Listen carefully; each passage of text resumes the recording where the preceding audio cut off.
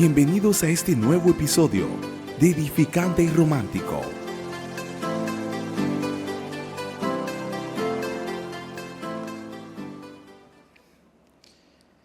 Bendiciones familia, bendiciones. Bienvenidos a otro episodio más de nuestro podcast Edificante y Romántico. De verdad que nos sentimos súper felices de estar acá en un episodio más con cada uno de ustedes. Yo me siento feliz, estoy rodeado de mujeres hermosas.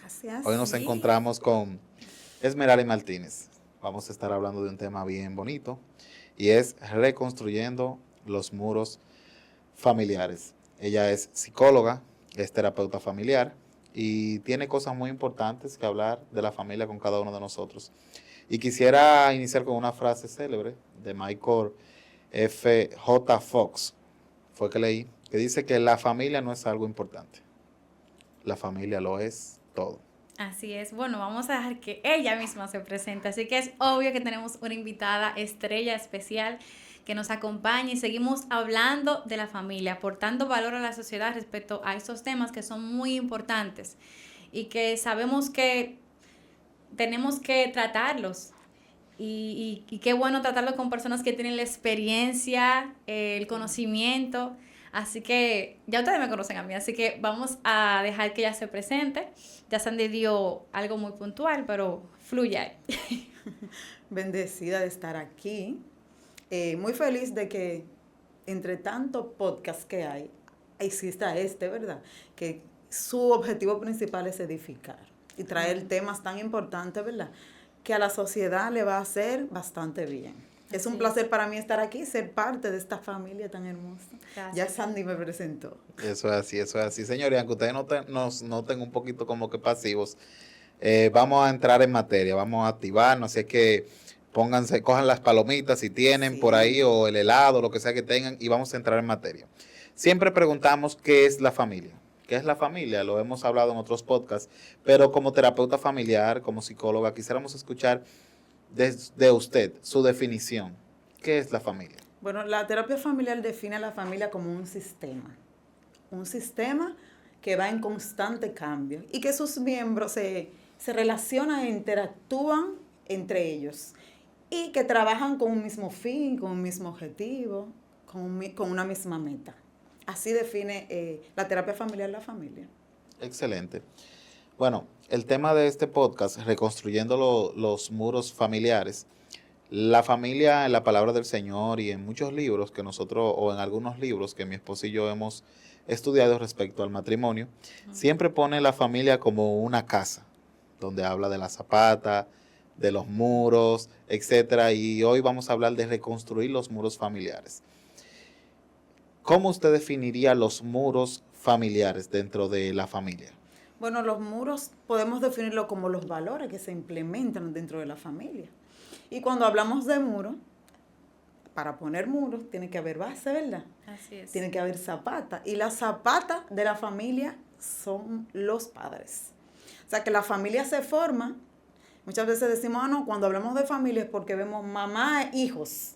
Y no, la base de la familia son los papás. Cuando dos personas se unen en matrimonio ya están formando una familia. Así es. O sea, cuando hablamos de tipos de familia, la primera familia es la pareja. O sea, que la base de la familia es la pareja. Entonces, ya los muros, ya es cuando estamos reconstruyendo valores, crianzas y todo lo demás.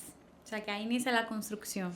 Y haciendo una aclaración, Sandy decía reconstrucción, ya algo cuando está iniciado hay que volverlo a reconstruir. O sea, la construcción de la familia, claro está que hay familias que hay que reconstruirla porque su diseño empezó mal. Cuando una casa no está bien cimentada, a veces prefieren destruirla para volver a reconstruir, para que inicie correctamente como debe de ser. Hay familias que tienen una muy buena construcción y van firme. Así que cualquiera sea de los casos que tratemos el día de hoy y en el cual se sientan identificados, sea de construcción para que las familias sigan dando el ejemplo, o sea de reconstrucción para que las familias que saben que necesitan mejorar su estructura para que puedan crecer bajo un cimiento donde verdaderamente no se destruya, pues entonces pongan atención respecto a todo lo que vamos a estar hablando. No, excelente. Y como decía Esmeralda, ¿verdad?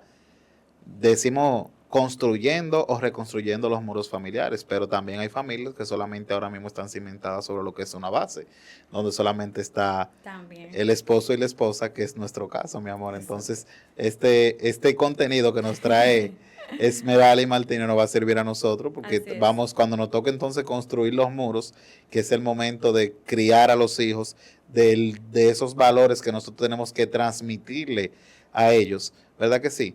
Sí. Entonces esto nos va a servir. Quisiera preguntar, licenciada, según su perspectiva, cuáles son los valores que usted entiende que más se están perdiendo en la sociedad, según las terapias que usted le da a los jóvenes que van a su centro de psicología, al lugar donde usted trabaja? ¿Cuáles son los valores que usted más identifica que se están perdiendo en la sociedad? Ya que luego quisiera ver cuáles valores usted cree que no se han perdido todavía. Bueno, lo que uno ve más en las familias que se están perdiendo, lo primero es el respeto. Porque cuando dos personas se unen en matrimonio, muchas veces se unen porque se atraen, porque se aman, porque es lo que está a la vanguardia, que nos vamos a casar, vamos a entrar en una familia. Y no empezamos a pensar de que esa construcción es algo muy importante. Y cuando nosotros tenemos el respeto como base, sabemos que yo me voy a unir a esa persona y debo respetar a esa persona. Cuando yo respeto a esa persona, entonces la voy a tratar bien. Cuando la trato bien, voy a velar por su bienestar. Entonces, el valor más grande que se está perdiendo en las familias es el respeto. Porque cuando no respeto, hiero. Cuando no respeto, no me importan tus ideales, no me importa que tú sufras, no me importa si te va bien o si te va mal, porque en realidad no te respeto. Y yo creo que el respeto es uno de los valores que se están perdiendo más. Después que se pierde el respeto, ya nada importa. Entonces, si no te respeto, no te amo. Dice un dicho que el respeto al derecho ajeno es la paz, y cuando se pierde el respeto, ya no hay paz. Entonces, el respeto es lo más fundamental, lo que yo veo que se está perdiendo más en la familia. Excelente. Excelente, mi amor. Tú tenías una pregunta por ahí. Bueno, ella respondió una de las que tú dijiste. La otra pregunta fue, para que sigamos el hilo, ¿cuáles valores? Porque no todo está perdido. O sea, el valor principal, el respeto. Hay valores, hay familias muy, muy ejemplares. ¿Cuáles valores usted puede identificar en familias que han dado el ejemplo? ¿Cuál ha sido su fuerte para poder seguir ese ejemplo? Sabemos que no hay familia perfecta. No hay familia perfecta. Eso se sabe y se entiende, ¿verdad? Tampoco como hay pareja perfecta. Eso Sandy y yo lo entendemos a la perfección. No queremos transmitir perfección porque eso jamás lo va a haber, sino que las cosas funcionen a la manera que Dios la hizo para que funcionen, porque uno va creciendo. Entonces, ¿cuáles valores son importantes para que una familia pueda funcionar, pero también que usted ha visto en la familia, que uno diga, bueno, esa familia yo veo que tiene ese valor del amor, un ejemplo? Qué bueno que tú has tocado el punto de hablar de funcionalidad. Porque muchas veces cuando hablamos de muchas veces personas que no tienen el conocimiento dicen, yo salí de una familia funcional. Y muchas veces pensamos que la funcionalidad viene de que tengo a mi papá, a mi mamá y a mis hermanos dentro de la casa. Entonces, como tú dijiste, no hay familias perfectas, pero sí hay familias funcionales. Entonces, hay que explicar y definir qué es una familia funcional. Como lo dice su nombre. Una familia que funciona. ¿Y qué hay dentro de esta familia que funciona? Hay respeto, como le dije. Hay amor. Trabajan mutuamente con el mismo objetivo, el mismo plan. Se fomenta el desarrollo de los miembros dentro de la familia. Hay roles que están bien definidos dentro de casa. Cada quien cumple su rol dentro de casa. Las tareas dentro de casa están definidas. Entonces, esto es una familia funcional, una familia que trabaja en conjunto. A la hora de que hay un conflicto, porque dentro de las familias funcionales sí hay conflictos, porque lo dijimos, no hay familia perfecta. Entonces, a la hora de que exista un conflicto dentro de la familia, esta familia que funciona va a buscar la manera de que este conflicto se solucione lo más fácil posible. ¿Y cómo? Con una clave fundamental que es la comunicación asertiva. Hay que hablar. Vamos a hablar, está pasando algo. Los miembros tienen participación dentro de la casa. Papá, mamá y los hijos. Porque muchas veces queremos, no, usted no es para muchachos, que hay un Exacto. problema, que somos los papás que tenemos que resolver, y no. Si la familia funciona, cada uno tiene una parte dentro de la familia. Los adultos se encargan de los temas más complicados, pero a los niños hay que darle también participación, porque eso no es un núcleo, es un sistema. Entonces, si no hay sistema, si no hay miembros. Entonces, valores que se están perdiendo, lo que te acabé de decir. Si funciona, hay amor, hay respeto, se apoyan. Entonces, en una familia que no existe esto, se pierden estos valores. Entonces, ¿qué pasa aquí? Lo que estamos viendo es una familia que no está funcionando, una familia disfuncional, donde hay conflictos, donde no se apoyan, donde no se fomenta la asertividad, donde no hay comunicación, donde hay conflictos, y entonces estos conflictos no se solucionan como deben solucionarse. Entonces, esos son los valores que dañan a la familia, lo que deben permanecer. Excelente. Cuando me gustó mucho eso que dijo, cuando hablamos de familias funcionales, uno va a la definición de que es una familia funcional y te dice que una familia funcional es una familia donde está papá, mamá e hijos. Eso es como una definición básica. Pero cuando tú buscas el término de familias disfuncionales es cuando falta o la figura materna o la figura paterna. Sí. Pero yo quisiera como preguntar, o sea, ¿qué nombre se le daría a una familia donde está papá y mamá, pero los roles están como que cambiados, o hay mucha discusión, hay violencia? Desde afuera cualquiera diría, es una familia que funciona, es una familia funcional. Pero porque no está dentro de casa, tú no ves el lío que se arma ahí cuando comienzan a romperse los trates, etcétera, cuando le dan un golpe a fulano. ¿Qué tipo de familia sería ese en base a los tipos de familia disfuncional? O sea, ¿qué nombre tiene? Déjame aclarar algo que tú dijiste. Una familia donde está papá, mamá e hijos, eso es una familia nuclear. Porque hay muchos tipos de familia. Tenemos la familia nuclear, que esa es la que conocemos, papá, mamá e hijos, pero está la familia sin hijos, que es la pareja cuando se une, son una familia. Pero también está la familia con un solo progenitor. Mamá se quedó con los hijos, papá no está ahí, pero es una familia. Y si esta familia funciona, si hay respeto, si los roles están definidos, es una familia que funciona aunque papá no esté. Ahora, como tú me preguntas y me dices, ¿qué nombre le ponemos a esta familia? Que están todos los miembros, está papá, mamá, los hijos, pero que hay pleitos, que hay disfunción. Parece un campo de batalla. Es una familia disfuncional, aunque todos los miembros estén ahí.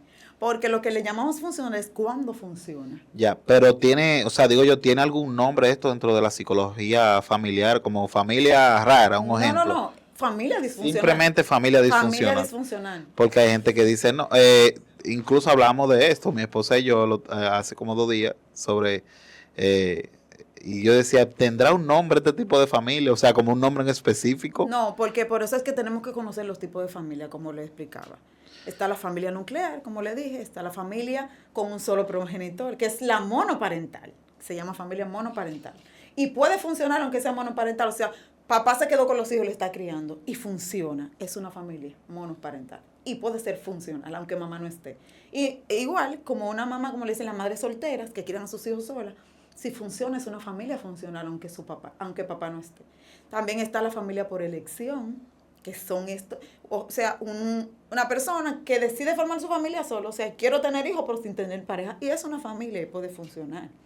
También está la familia extensa, es cuando están todos, está abuelos, hay tíos, está papá, mamá, hay muchas familias, y si funciona y los roles son bien definidos, es una familia funcional. O sea, Así es. una familia donde está abuelo, Sí, tío, si funciona y cada quien está en su lugar y se respetan no y hay se comentan, problema. es una familia funcional. Ahora, lo Aclarando. recomendable, ¿qué sería lo recomendable? Lo Exacto, recomendable sí. desde el punto de vista de la terapia o la psicología familiar. ¿Qué tipo de familia es la recomendable? Lo que pasa es que nadie busca tener un tipo de familia, esto se da. Si nosotros eligiéramos tener a papá, a mamá y a los hijos. Pero, ¿qué pasa cuando no se puede?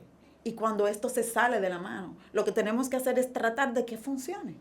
Y definir bien los Y roles. definir los Pero roles dentro de vamos casa. a suponer, entre las personas que nos está viendo, nuestra audiencia, hay una persona que puede tomar la decisión, vamos a suponer, porque hay personas que viven con papá y con mamá, hombres que se casan y deciden vivir con los padres porque reciben algún beneficio económico, por Ok. la razón que sea, porque no se ha hecho, vamos a decir, un hombre por Ok, completo. tú me estás en hablando ese de esto sentido. que se casan y se quedan dentro con sus padres. Pudiera ser un ejemplo, y ahí también se pueden involucrar Ok. los abuelos. Sí, ok. O sea, y la esposa, vamos a decirlo así, está exigiendo, Ujú, quiere que ujú. ya vámonos de casa. O sea, ¿qué es lo recomendable en este caso? Porque eso estuvo muy Sí, bueno, eso que sí. usted dijo. O sea, Bueno. la familia es algo que se da, una Sí. construcción que se da, nadie elige la familia. Exactamente. Hay hijos que, incluso hay muchos memes por ahí de niños que están que sorprendidos, o que nacen de que enojados, de que cuando Ujú, ven ujú. que nacen y que se ve que el Sí, muchos papá memes. está vestido de construcción, cuando ve que el papá se ve que es un hombre fino, que el niño nace feliz. Ujú.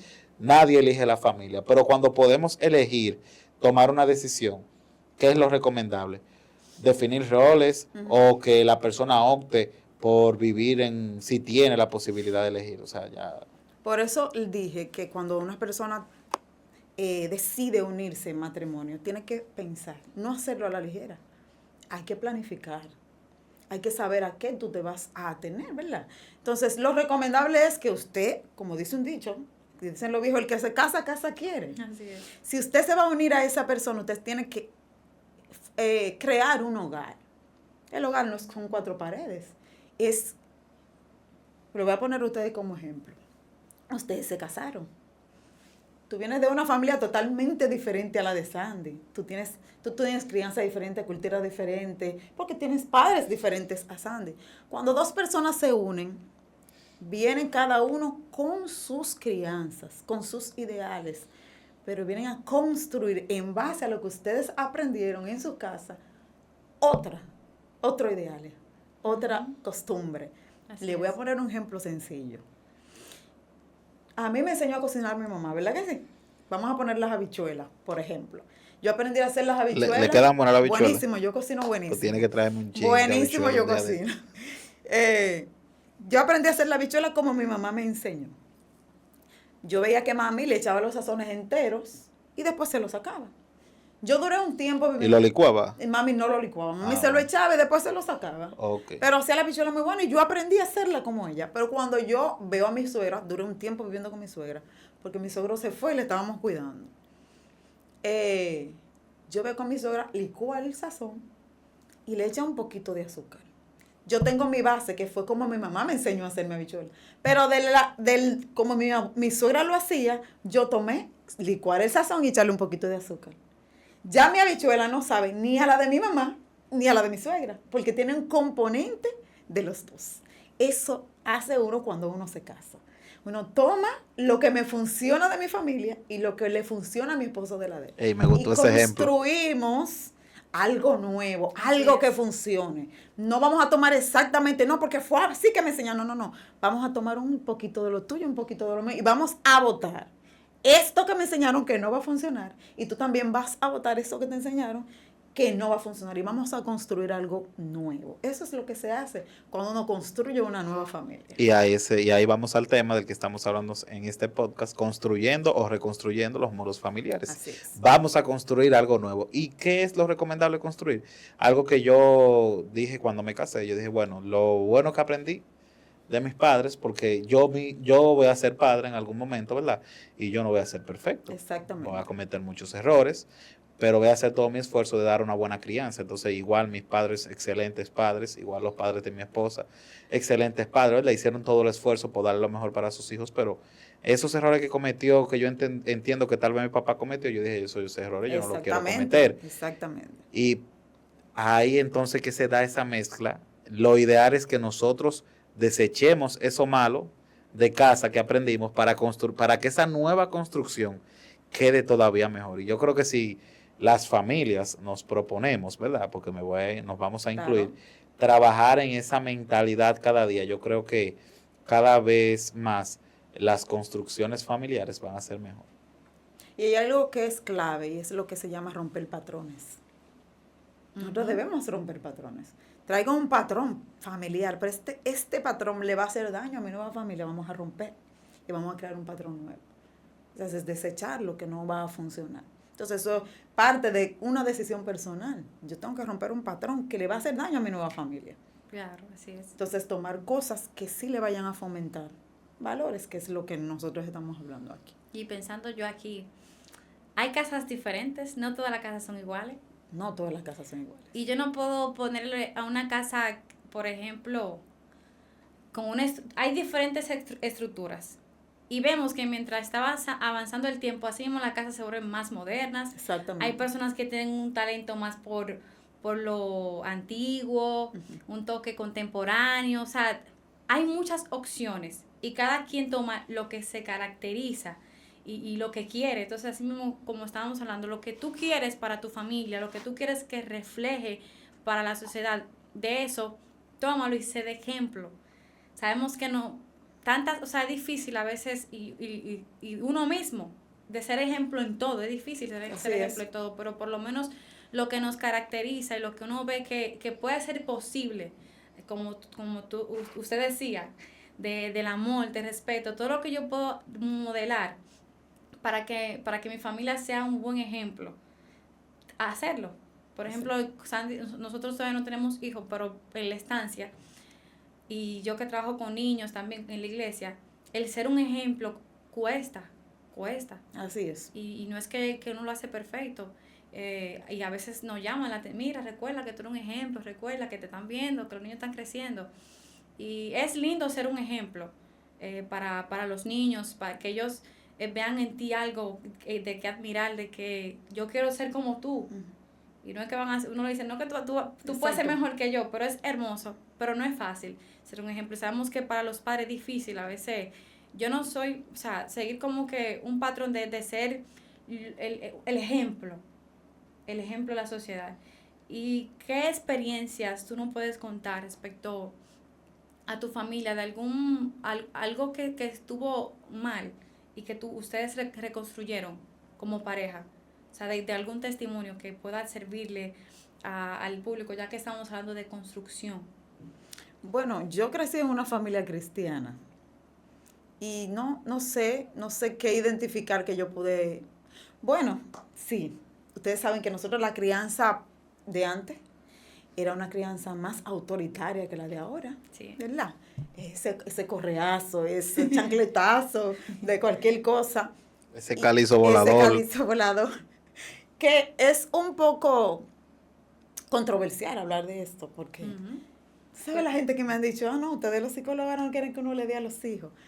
Pero no era la manera de cómo. Y hoy mami, después que estudió, porque mi mamá es psicóloga también, me dijo, me dijo, perdóname, porque yo no tenía la experiencia. A veces no me sabía manejar. Entonces, eso fue sí un patrón que yo rompí. Yo creo que sí se puede castigar a los niños, mira, yo siempre le digo a los adolescentes, a los padres de los adolescentes con los que trabajo en consulta, no es que yo te estoy diciendo que seas mano floja, no es que yo te estoy diciendo, siempre debe establecerse límites, siempre debe establecerse reglas dentro del hogar. Y los hijos deben saber que la autoridad es el papá y es la mamá. Y si tú empezaste a establecerlo desde la adolescencia, te se va a hacer muy difícil. Eso debe establecerse desde que el bebé aprendió a hablar y tiene dominio de su cuerpecito. No, aquí no, mira. Cuando se establecen reglas dentro del hogar es más fácil corregir. Entonces, respondiendo a tu pregunta, yo creo que ese fue el patrón que yo rompí. Yo dije, yo no voy a criar a mis hijos amordazando. No voy a criar a mis hijos que de todo. No, tienen derecho a hablar, tienen derecho a refutar, tienen derecho a decir su opinión. Exacto. Y no te voy a decir que yo no soy mano fuerte, yo soy fuerte, pero no castigo así de la manera en cómo me castigaban a mí. Exacto. Yo creo que hay una diferencia, y eso lo habla hoy mismo, entre el abuso y la corrección. Son muy diferentes. Porque, dependiendo de lo que el niño haga y dependiendo de la conciencia maliciosa que tenga ese niño, porque hay niños que hacen la cosa, dependiendo de la edad, sí, que son niños, pero los niños tienen conciencia y hay que corregirlo. Yo, particularmente yo lo digo, bueno, o sea, yo voy entre las dos crianzas, porque la palabra de Dios, corrige a tu hijo con vara de hierro, ¿verdad? No es que tú vas a abusar al niño, pero si el niño hace algo malo, hay diferentes formas de castigar. Exactamente. Mano para arriba, un chancletazo. Un blow en la cabeza. O sea, que hay una diferencia entre abuso, porque no es que tú vas a abusar al Ahorita niño. me amoló un blow en la cabeza y con la mano para arriba. Eso es violencia. Eso es violencia. Oye, y antes lo opinan con un guayo. Yo escuché, pero, Sí. o sea, hay una diferencia. No, eso yo relajando público, ¿oyeron? Entre el abuso y el castigo. Un chancletazo no es un abuso, si es corrección, por así decirlo. Ahora, un abuso es, tú coges una vara echarle agua al niño y Marcarlo. marcarlo, eso es abuso. Eso es abuso, porque no es la manera de tú corregir y de transmitirle que lo hizo mal. Claro, hay diferentes formas de corregir. Entonces yo voy también entre el amor, entre hablar las cosas y que el niño pueda entender por qué lo hizo mal y que pueda él remediarse y decirlo, wow, sí, déjame tratar de no hacerlo. Y los niños no aprenden a la primera vez. No, Los hay niños que aprenden, reforzar. hay que repetir. Con los niños se repite siempre. Entonces yo particularmente voy entre las dos. Corrección no es abuso. Corrección, hay medidas que tú puedes tomar y te pueden funcionar. Y también desde el amor. Y nosotros que somos cristianos, desde la base bíblica de la palabra de Dios. Exactamente. Amén. Entonces, en base al tema que estamos hablando hoy, construyendo o reconstruyendo los muros familiares, ¿de qué manera, verdad, podemos construir un muro sólido en la familia? Entendiendo que los muros representan esos valores que tienen que definir una familia. Voy muy de acuerdo respecto a este tema de que no es necesario golpear a los hijos. Por ejemplo, yo vengo de una familia donde mi papá viene de un campo, papi, te amo mucho, donde mi papá viene de un campo, donde la crianza, claro, que le dieron a él fue esa mano dura, ese correazo, y esa fue mi educación. Yo reconozco que yo no era fácil, que era tremendo, pero yo veo niños que eran en la actualidad que son peores que yo. Ellos lo hicieron en realidad con las herramientas que tenían. Exactamente, entonces ahí voy. Por ejemplo, yo no me victimizo, yo amo a mis padres porque yo entiendo por qué ellos me enseñaron de esa manera, porque era la forma en que ellos lo criaron y ellos como querían lo mejor para mí, ¿verdad? Me criaron de esa manera. Yo creo mucho en el respeto y en eso de las reglas en el hogar. En el hogar tiene que haber reglas y es más fácil corregir cuando hay reglas. Si a las 9 de la noche hay que acostarse y el papá tiene la autoridad de que a las 9 de la noche los dispositivos electrónicos tienen que apagar, el niño se crea con esa costumbre. Y tú no tienes que estar de repente, de que fulano, que... Y se va... Y las reglas se establecen desde que los niños están pequeños, no ya cuando ellos están grandes. No, es difícil. Ellos tienen que ir sabiendo, bueno, en mi casa no se permite esto. En mi casa, a tal hora, ya hay que estar acostado. Ya desde que están pequeños tú ya sabes, no, pero te permiten eso, en mi casa no, en mi casa es así. Entonces, porque ya se establecieron las reglas y los límites dentro de la casa. Y tener esa autoridad para poder enseñar a los hijos, porque también es otra cosa que yo puedo ver. A veces, porque por eso te dije, por eso dije ahorita, quebrantar patrón y tomar la cosa positiva. Algo de mi papá era que mi papá, si decía que iba a hacer algo, mire, si mi papá me decía a mí que me iba a dar una pela, podían pasar 3 días y esa pela, que sea en chiste, me la daban y eso me enseñó a entender la autoridad. Exacto. ¿Verdad? Ahora que él está con las nietas, ¿verdad? Yo anoche era que estábamos en la congregación y la nietecita cada vez que iba a hacer algo, miraba al abuelo, nada más lo miraba como para saber si ella podía hacer tal o cual cosa. Entonces yo creo que la autoridad, cuando yo veo a padres que le dicen, va a pasar tal cosa si tú haces tal cosa y no cumple. No cumple. Entonces cuando el niño ve que papi dice que me va a poner de castigo y me pone de castigo, cuando papi dice que no voy a salir a un lugar si hago tal cosa y de verdad yo no salgo de ese lugar, yo aprendo a respetar y a cumplir las reglas, porque entiendo que cuando yo no hago lo que tengo que hacer, las normas se cumplen. No, y que cuando ellos lo tienen establecido, ellos saben que cuando cometen un error, porque esos niños pueden cometer errores, son adolescentes, pueden cometer, pero nosotros los adultos lo cometemos, imagínate ellos.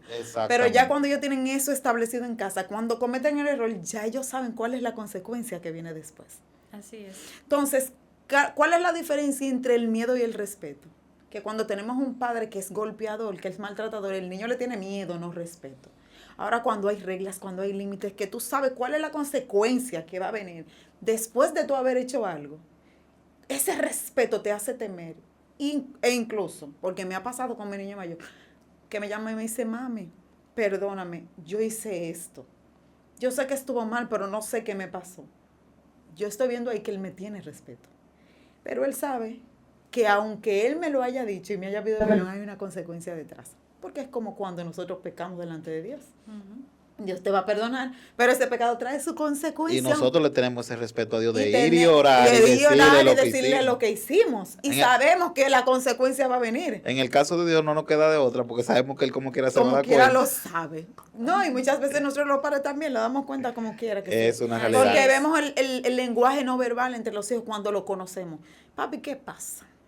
¿Qué pasó? ¿Tú tienes algo que decirme?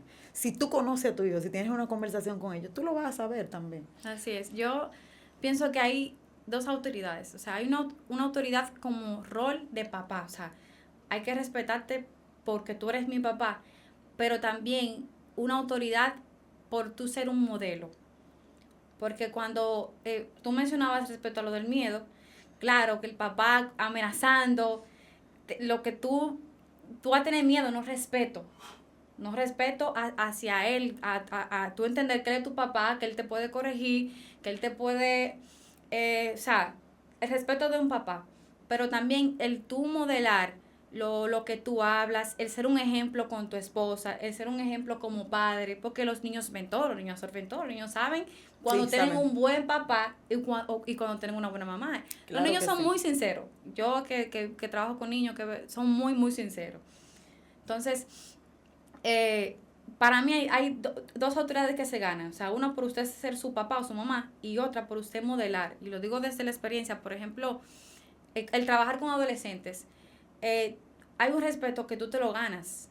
Que tú te lo ganas. Por los niños allá de la iglesia. Yo nada más lo miro a ellos. Y ellos de una vez, ellos saben con la mirada, ya que algo yo le dije a ellos con la mirada, por algo, es algo que yo le modelo, es algo que ya yo me lo he ganado. Y tú has dicho una parte muy fundamental, lo que es el modelamiento. Es algo que se llama aprendizaje por modelamiento en psicología. Es más, tú enseñas más modelando que hablando. Porque los hijos ven más lo que tú haces que lo que tú dices. Sabemos que el cerebro del niño se termina de desarrollar después de los 6 años. Sí. La parte prefrontal del cerebro es después de los 6 años. Hay veces que tú le dices mandato a los niños pequeños y ellos no te escucharon, pero no te prestan atención. Uh-huh. ¡Pah! Yo te estoy hablando. La parte de su cerebro que tiene que escuchar y agarrar rápidamente la información y actuar no está desarrollada todavía. Y tú dando Y golpes tú le ahí estás sin saber. exigiendo al niño que haga algo que todavía él no tiene la capacidad para hacer. Exacto. Entonces, el que no sabe es como el que no ve. Por eso muchas veces cometemos tantos errores con los pequeñitos. Entonces, esos errores que cometemos se van reflejando en la adolescencia y después en la adultez. Pero ¿por qué este muchacho es así? Vamos a ver qué pasó en la niñez. ¿Cuál fue la forma de corrección? Y que cada niño es distinto. Claro que Porque yo veo padres que se esfuerzan, tratan de dar una buena crianza a hijos que a veces no... Se ven muchachos que van bien y de repente como que se desvían. Y a veces ellos como que se autoculpan. No entiendo en qué va eso. Entonces, para ir haciendo como una retroalimentación de lo que hemos ido hablando, reconstruyendo los muros familiares. O sea, ¿cómo reconstruir un muro familiar o los muros familiares? Hablamos de valores. ¿Verdad que sí? Primero valores. Entre ese está el respeto, que viene siendo como que el más importante dentro de la familia, ¿verdad? Hablamos de tener reglas dentro del hogar. Para poder reconstruir los muros, tenemos que tener reglas claras dentro del hogar. Entender las etapas, o sea, yo estoy como viendo de lo que hemos conversado para que las personas puedan ir viendo, o sea, ¿qué estoy aprendiendo en este podcast, en este episodio? Ya hablamos de valores, hablamos de reglas dentro del hogar y hablamos de conocer las etapas de tus hijos, de conocer las etapas de tu esposa, que son diferentes, de tu esposo, las preocupaciones que rondan por la cabeza de un hombre, las preocupaciones que rondan por la cabeza de una mujer, incluso las preocupaciones que rondan por la cabeza de un niño. Me doy a entender, no ganarte el miedo de tus hijos, sino el respeto. Entonces, ¿qué otra se me queda, chicas? Vamos a ver dentro de lo que hemos ido hablando en este podcast. Hay murallas que levantar dentro de los matrimonios, porque cuando el matrimonio funciona, la familia funciona. Yo debo de conocer a mi esposo, sus cambios, sus etapas, como tú lo dijiste. Nosotros las mujeres que tenemos tantos cambios, que vivimos más Es difícil. en cambios hormonales que otra cosa. Entonces, tú conocer a tu esposa, conocer sus etapas, sus cambios y también validar. La validación es fundamental, porque muchas veces te sientes triste, pero no validas ese sentimiento. Tú puedes sentirte mal, tú puedes llorar, ¿y por qué no? Entonces también validar el sentimiento de todos los miembros de la familia. El esposo también se siente cargado, se siente preocupado. Nosotros ser un sostén, porque cuando la familia es sostén uno del otro, entonces eso es un pilar y es una muralla que se levanta dentro de la familia. Excelente. Así Bueno, es. yo creo que ya vamos como que aterrizando para despedir, porque este no va a ser el primer episodio que vamos a tener con la con la licenciada aquí Esmeralda Martínez, ¿verdad? ¿Lo dije bien? Claro, Esmeralda. Excelente. Así que espero que hayan podido aprender Claro de que cada sí. una de las cosas que hemos hablado en este episodio de hoy. Reconstruyendo los muros Muros familiares o construyendo los muros familiares. En el caso de reconstruyendo, si usted entiende que en su familia hay cosas que usted la ha ido formando mal, etcétera, entonces vamos a desbaratar eso y vamos a construir de nuevo. Y si su familia es una familia que está iniciando, es una base que está comenzando, ¿verdad?, a desarrollarse, esposo y esposa que quieren tener hijos, entonces desde ahora comience a construir algo bien hecho. Yo soy del tipo de persona que mi esposa dice, me gusta eso de ti, que yo busco siempre como un profesional del área en cada cosa. Si yo voy a hacer algo, me gusta buscar una persona que sea Como debe especializada en el área. Entonces, hay que estudiar a los hijos, hay que estudiar a la esposa, hay que estudiar al esposo, etcétera, ¿verdad que sí? Exactamente, conocerse cada uno. Para poder entender cada etapa dentro de la familia. Así que, mi amor, quisiera que tú ya... casi se me olvidaba algo. Le tenemos un regalito a la licenciada aquí para que se comparta su cafecito en la Claro. mañana. Le tenemos una tacita aquí Gracias. de edificante y romántico. Gracias. Recuerde siempre. Sí, por Claro. estar en este episodio de hoy, de verdad que sí. Así Un es. placer, un placer. estar aquí. Por ahí le dejaremos las redes sociales de la doctora, su número de contacto por si quieren una cita personalizada con Exactamente. ella, puedan hacerlo. Así que, mi amor, vamos. Así es. Wow. Hemos aprendido mucho. Y es bueno saber que todavía hay valores, que no todo está perdido. Así Sabemos que nada nunca va a ser perfecto, pero el que una familia tenga las ganas de ser diferente, de crecer en valores, es algo admirable. Así No es. todos quieren asumir esa responsabilidad, así que animamos a todos los que nos están viendo de que la familia es muy, muy, muy importante. Como dijo Sandy, la familia lo es todo. Incluso el mismo Dios creó a la familia y le da tanta importancia más que lo ministerial. Y entender ese valor del regalo tan preciado que Dios te dio, que fue tu esposa, que son tus hijos, y tú entender que no fue cualquier cosa, que tú tienes que cuidarlo porque Dios te va a pedir cuenta de ello. Es algo que si tú sabes la importancia, pues tú lo vas a valorar. Así Y que dejar una palabra para terminar, compromiso. Si usted se comprometió, si tiene un compromiso con su familia, usted va a hacer todo lo que esté en sus manos para que funcione. así es. Recordando la frase de inicio, la familia no es algo importante. Es todo. Así que Así que bye. bendiciones. Bye. Gracias. Gracias por estar en un episodio más. Recuerda que puedes seguirnos en nuestras redes sociales, Instagram, Facebook y TikTok. También puedes escuchar nuestro podcast a través de YouTube, YouTube Music, Spotify, Apple Podcasts, Amazon Music y Good Pods. Todo me es lícito, mas no todo conviene. Todo me es lícito, mas no todo edifica. Dios te bendiga. Nos vemos pronto.